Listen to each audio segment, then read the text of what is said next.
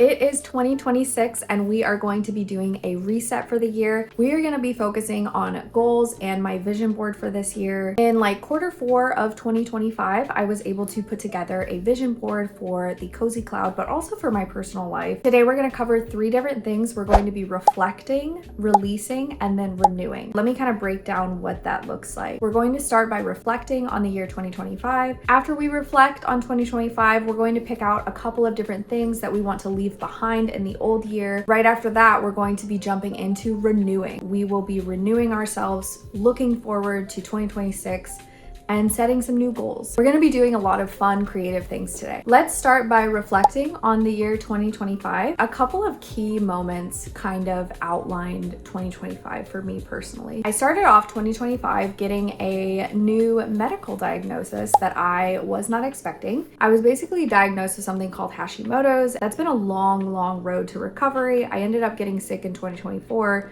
and that is what eventually led to figuring out what was going on in 2025. It's a chronic illness, it's never gonna go away, and that led to a lot of lifestyle changes I had to make. The next big thing that happened to me in 2025 is I got to marry my best friend. My husband and I met at the very beginning of 2024, and we ended up getting married in May of 2025, and that's been its own journey filled with fun, love. The next big thing that happened to me in 2025 is I switched careers. I went from working over a team in communications to becoming a full-time content creator, and I have pivoted so many times within that field. I truly love it. That's why you guys see me now on YouTube. The other couple of things that happened just in 2025 that I would like to highlight is just setting boundaries, making sure that I'm healthy, my mind is healthy, so I can take care of the people around me and love them better. Some of the things I want to release from 2025 and leave behind. I would say one of the things I want to leave behind in 2025, especially with like the career change, there was so much self-doubt and a lot of negativity that I aimed at myself and just not feeling like I'm good enough in certain ways. And I really want to leave that behind for several reasons. I know that I can do anything I put my mind to, and I've proven that time and time again. So this is no different, and I'm very excited to keep on this journey of content creation. Another thing I want to leave behind in 2025,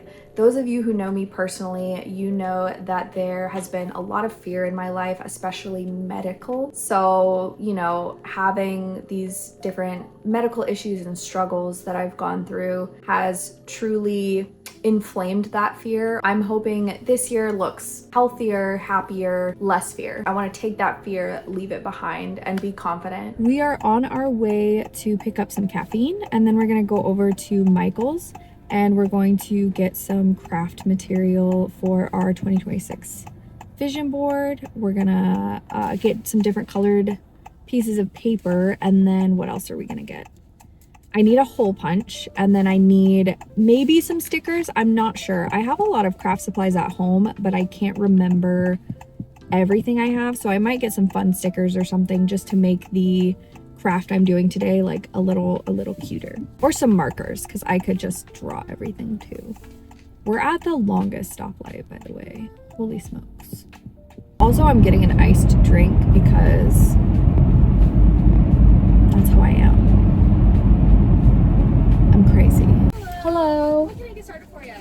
Could I just get a regular frosted berry lotus, please? Thank you. Thank you. We're on our way to Michael's now, and it is 11 degrees outside. So it's actually warmed up quite a bit. So, yeah.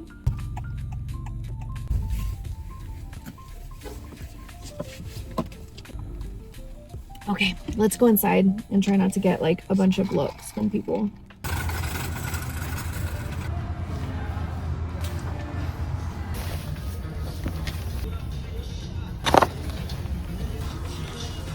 I just got home and the little sweeties in the sunshine.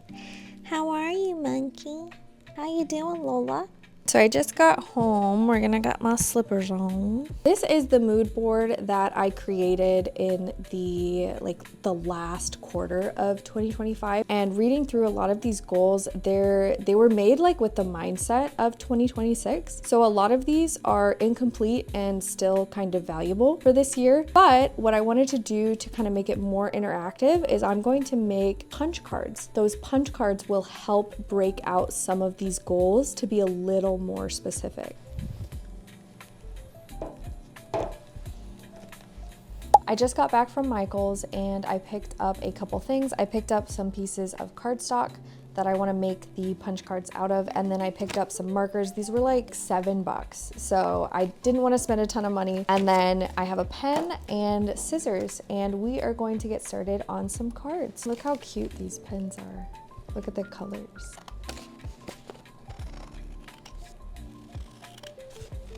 The whole point is like you punch, they're punch cards, right? So, you know, if you go to like a coffee shop and they're like, oh, buy like 5 coffees, and they punch it every time you buy a coffee and then you get something. So this is kind of like self-care where I set it up in a fun way to like achieve my different goals. But as you punch it, you can see like your progress, and then you can reward yourself in a different way.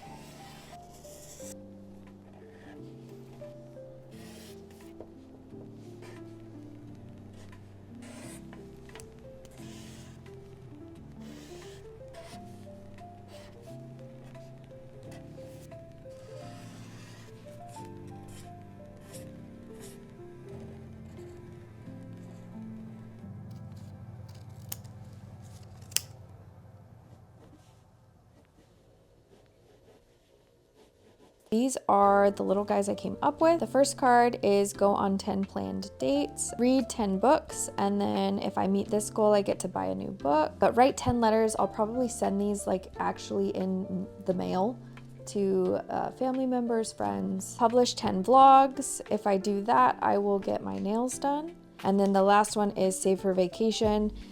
It's not technically up to $80. The way I'm going to do this is if I save $10, this one gets marked, and then I have to save an additional $20 and then an additional $30, and that way it'll be a bit of a larger chunk at the end of it. These are the little cards that I did. These were really fun to make. It was also kind of a test for me. I'm actually a perfectionist with a lot of things, and when it comes to stuff like this, I'm very like, okay, let's use a ruler, let's make all the lines straight, and I want to have, you know, concepts thought up for designs. I literally just went with what do I think would look cute and what can I draw in like 2 minutes. This was kind of helpful for me to kind of like let stuff go. It doesn't always have to be perfect. It's more important in this instance that it got done, and that now I have these cute little cards that I can carry around with me and punch them and be working towards some different goals. Thank you so much for joining me today. I hope this was like a fun little chat. I will see you guys on the next episode. Bye.